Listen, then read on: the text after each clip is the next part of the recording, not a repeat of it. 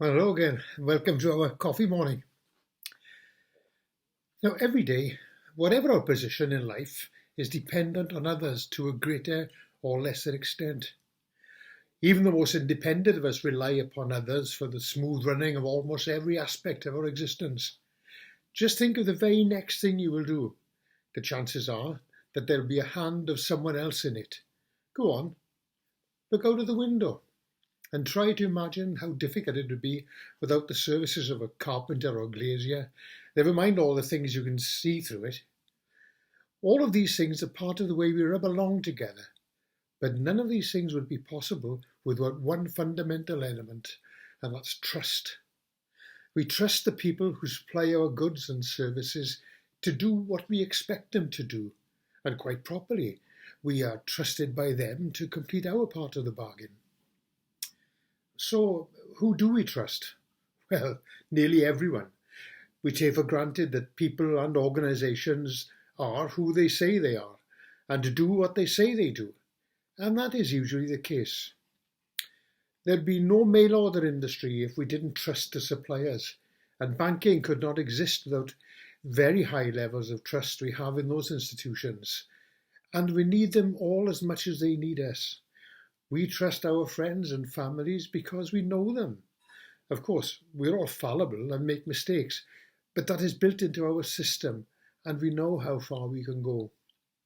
And we treasure the strong connections and shared common interests that bind us. And of course, there is the evidence of our own experience.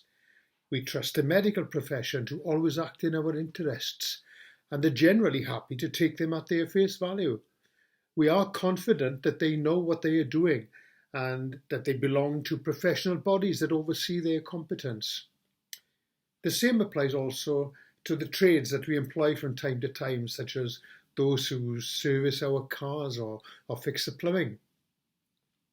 They have a reputation to uphold for competence and honesty, which is hard won and very easily lost. But is this wise? I'm sure it would not be hard for any of us to think of examples in our own lives when our trust has been misplaced and we have been disappointed or damaged by it. These occasions serve to make us wary of giving our trust, but they are also lessons that we quickly learn and we are less likely to be disappointed again.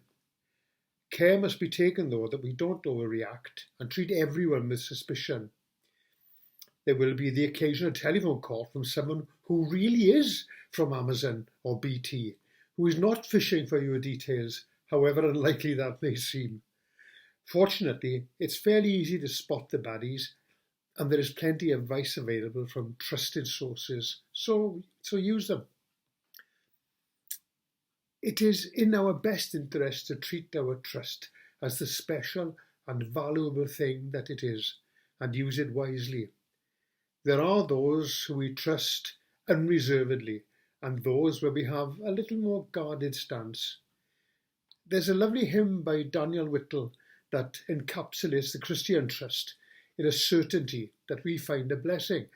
And the refrain is, "But I know whom I have believed and am persuaded that he is able to keep that which I have committed unto him against that day."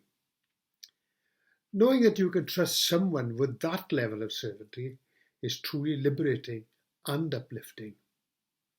Now, next week I won't be presenting this. It'll be presented by Owen, our youth leader, who will be speaking about Thanksgiving. So hope to see you all then. Keep safe and keep well.